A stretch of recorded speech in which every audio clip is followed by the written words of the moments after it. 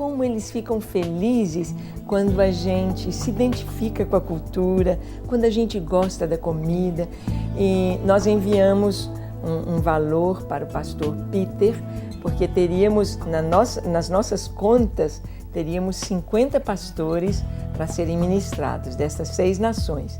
Só que tinha 157 e precisava ser providenciado comida para todos eles, né? E eles fizeram aquela mesa, mas muitos pastores vinham com 2 pratos. Um com a papa, né, com a caçaba, e o outro para eles era um banquete, né? Tinha arroz, tinha feijão, tinha frango, aqueles pedaços, só que o frango não era nosso franguinho de granja. Não, né? não. O frango bem mais duro, né? Bem mais seco. Caipira mesmo, né? Com um pouquinho de pena, peluche, né? Um pouquinho. Eu sabia que era original. É original mesmo. Você podia ver a origem, né? A cor do frango que você estava comendo. O peixe, não é? Tinha o peixe também, ou cozido ou assado. O peixe lá do grande lago Tanganica. Aquele lago bem comprido, um mar, mesmo com ondas quebrando na praia, e aquele lago Tanganica com aquele peixe tão especial. Lá no Congo, você viu lá os peixinhos pequenininhos que eles fazem, tipo como que eu diria, chips. Exato. Não é? Você pegam... chegou a experimentar? Não cheguei a comer, não.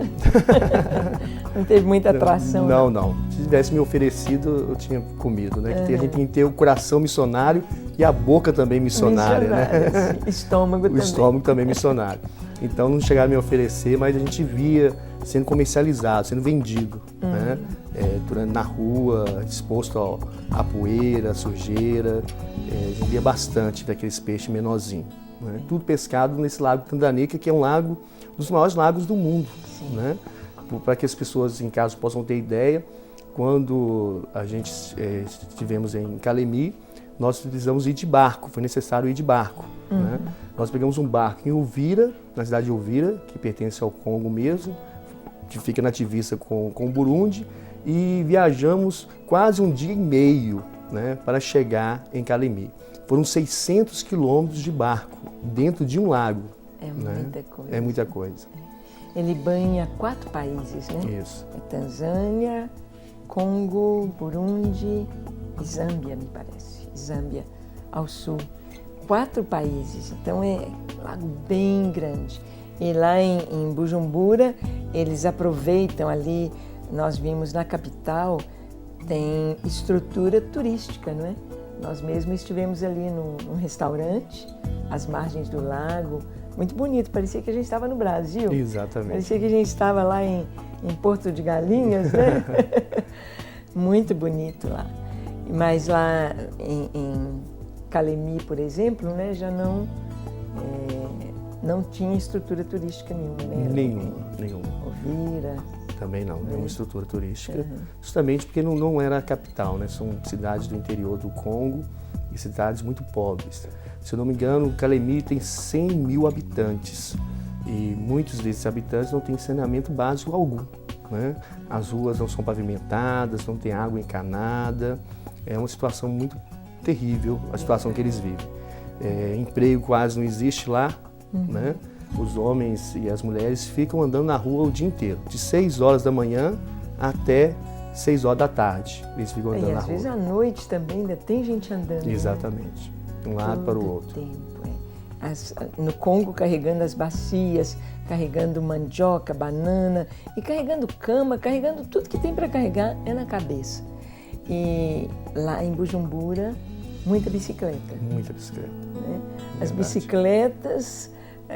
As pessoas iam ali equilibrando com bambus, com grandes pencas de banana. Muito interessante a cultura, né? Bem, nós queremos trazer um pouquinho de notícias também dentro do nosso programa, daquilo que está acontecendo no mundo, daquilo que está nos mostrando os sinais da vinda do Senhor. Como notícia do Ministério, nós tivemos aí esse mês de julho, nós tivemos a nossa viagem à África, onde consolidamos e ungimos como coordenadores nacionais em 6 nações da África, irmãos. Exceto no Congo, o Congo ficou com a Mama Safi Malimbunco, ela ficou com a direção, a coordenação dos Gideões Mirins. E o pastor Yohana, apóstolo Yohana, ficou com a coordenação do Quênia, a coordenação de Uganda, Bishop Paul Wandera, de Ruanda ficou a pastora Joyce, de Burundi o pastor Peter e de Tanzânia o apóstolo Jeremias. E queremos conversar um pouco sobre o que está acontecendo no mundo hoje. Nossos olhos estão voltados ali para o Oriente Médio, estão voltados para Israel, mas nós podemos ver algo acontecendo ali no Iraque. Iraque, Rússia, o Norte, falando a respeito de coisas que estão para acontecer a Israel. No Iraque, nós vimos um grupo muçulmano extremista que está tomando conta do país, o antigo ISIS. E eles fizeram algo numa cidade chamada Mossul, que faz a fronteira com a Síria. Nesta cidade, uma região bíblica dos primórdios ali das escrituras do livro de Gênesis, mas ali naquela região também foi o Império Babilônico e ali havia o túmulo de Jonas, o túmulo de Daniel e outros sítios arqueológicos que eram estimados e visitados por judeus e pelos cristãos.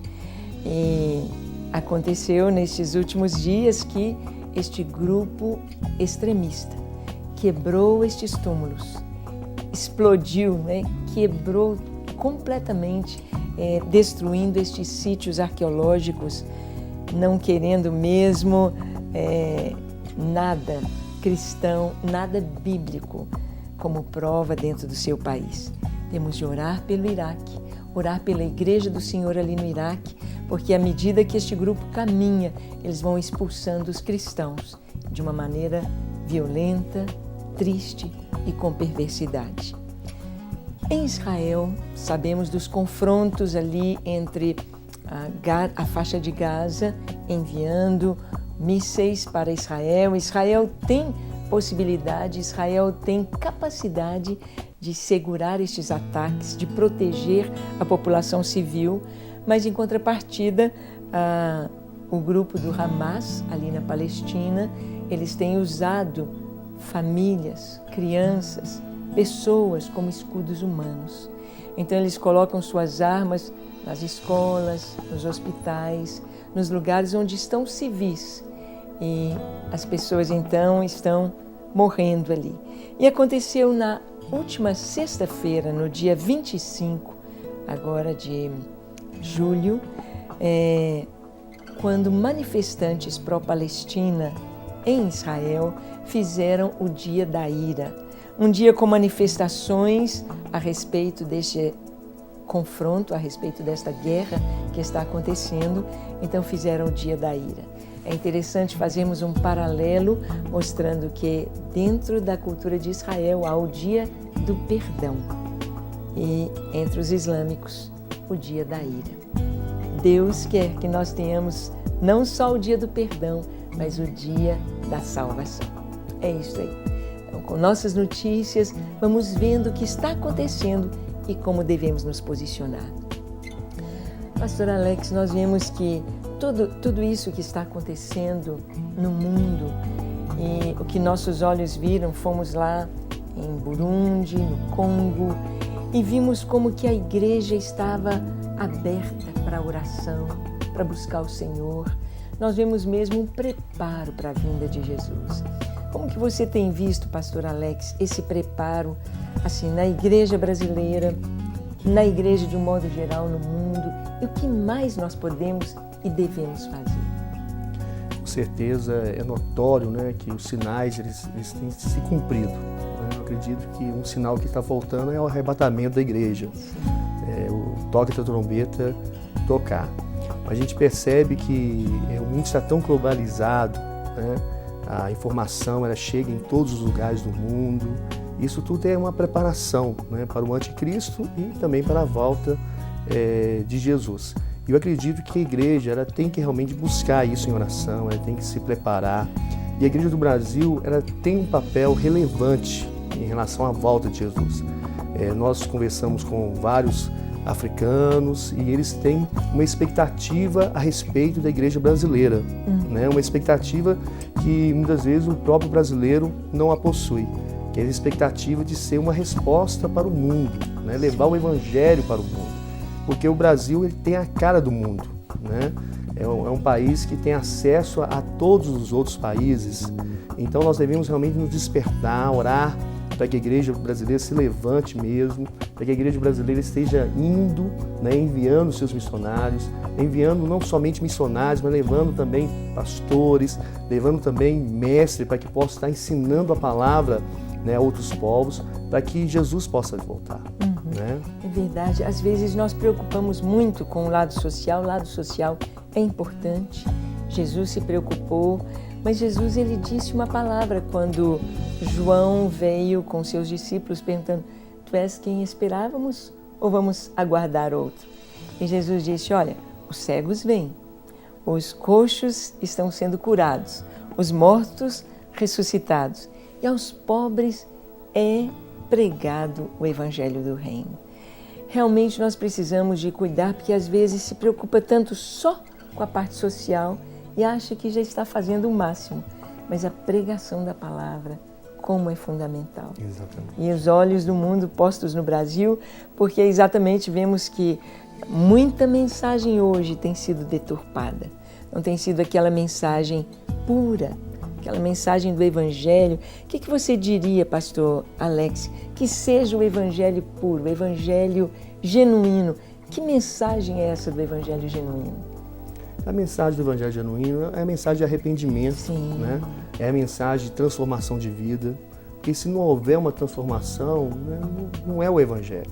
Não existe o Evangelho sem transformação, não existe, né, a pregação sem uma mudança de mentalidade, de comportamento, de atitudes. O Evangelho leva a isso, né?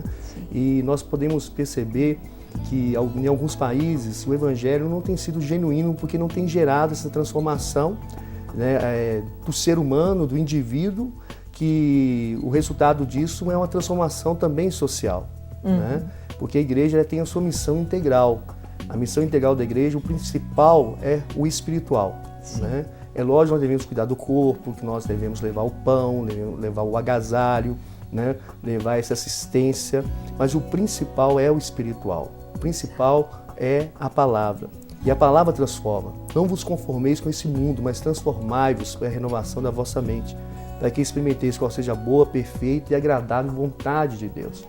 Então, quando nós recebemos o Evangelho genuíno, nós temos uma transformação de mente. E essa transformação de mente vai levar a uma transformação também social. Então, a gente percebe, né, eu percebi isso muito no Congo, percebi isso muito em Burundi, que muitas vezes a igreja não sabe desse papel de transformação, né, desse poder de transformação. E a gente precisa levar essa mensagem que, através da igreja, a sociedade pode ser diferente. Amém. E é isso aí. Bem, e por falarmos da sociedade ser diferente, por falarmos deste Evangelho genuíno, sabemos que o Evangelho é Jesus dizendo: eu sou o caminho que conduz ao Pai. Eu sou o caminho, ninguém vem ao Pai a não ser por mim. E quando nós temos este encontro maravilhoso com o Senhor, descobrimos para que vivemos. Vivemos para o louvor da sua glória. Vivemos para ter comunhão com Deus, para desfrutar desta comunhão adorando o Senhor.